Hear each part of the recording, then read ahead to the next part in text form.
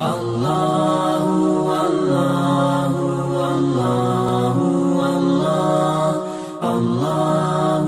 نمازوں کے بعد بلند آواز سے ذکر کرنے کے حوالے سے ہمارے اسلام نے ہمیں تعلیمات دی ہیں۔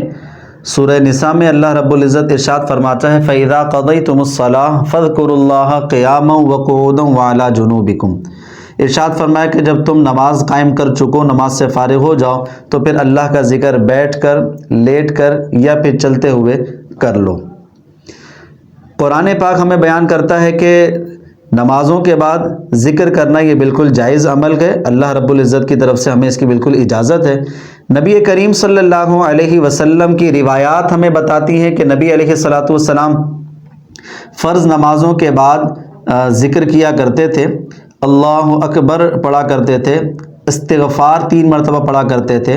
اور بہت سارے ذکر و اذکار آئے ہیں جو نبی علیہ الصلاۃ والسلام پڑھا کرتے تھے۔ یہ صحابہ کرام کا بھی معمول رہا ہے، اس پڑھنے میں کوئی مسئلہ نہیں ہے، اور اس کے سنت ہونے میں کسی کا کوئی اختلاف نہیں ہے، کسی مسلک والے کا اختلاف نہیں ہے۔ مسئلہ یہ آتا ہے کہ اس میں جو جہر پیدا ہو جاتا ہے، اور جہر وہ ہوتا ہے کہ جس سے نمازی کی نماز میں خلل پیدا ہوتا ہے، اب اس ذکر کا کیا حکم ہے؟ تو یہاں پر یاد رکھیے کہ آپ کے کسی بھی عمل سے نمازی کی نماز میں خلل واقع نہیں ہونا چاہیے، یہ ایک حرام کام ہو جاتا ہے۔ تو نمازوں کے بعد ذکر کرنا یہ بالکل جائز ہے، اس میں کوئی مسئلہ نہیں ہے۔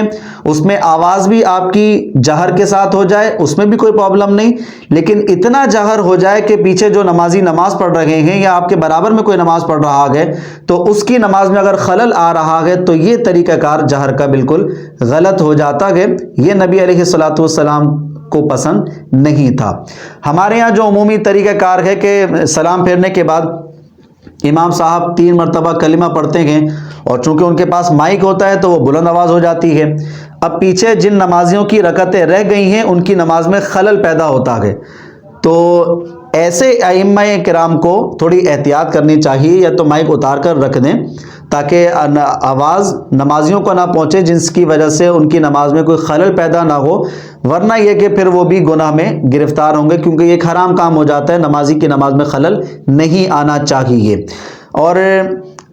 اگر کوئی نمازی ایسے ہیں کہ جیسے آپ کے برابر میں کوئی نماز پڑھ رہا ہے تو آپ بھی اتنی آواز سے نہیں پڑھیں گے کہ اس کی نماز میں خلل پیدا ہو جائے، آواز اتنی بھی کافی ہے کہ آپ خود سن لیں، بہت ہے،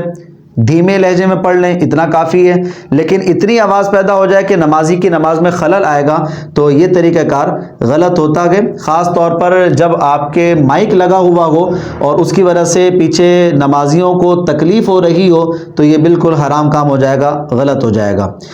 امام احمد رضا خان صاحب علیہ رحمت الرحمن وہ ارشاد فرماتے ہیں کہ اگر امام صاحب ایسا کر رہے ہیں کہ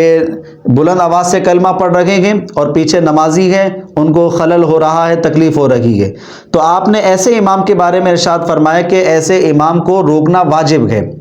یعنی امام صاحب کی حرکت غلط ہے اور وہ ایک حرام کام میں مبتلا ہو رہے ہیں۔ نمازیوں کو کہنا کہ بھائی آپ مائک پر نہ پڑھیں، اگر آپ نے پڑھنا ہے تو دھیمی آواز میں پڑھیں کہ دوسرے نمازی کو تکلیف نہ ہو، دوسرے نمازی تک آواز نہ جائے، آپ اپنے طور پر پڑھیے۔ تو یہ طریقہ کار رکھ لیں کہ امام صاحب جب سلام پھیریں تو بالکل آپ جو ہے وہ دھیمے مائک اتار دیجئے اور پھر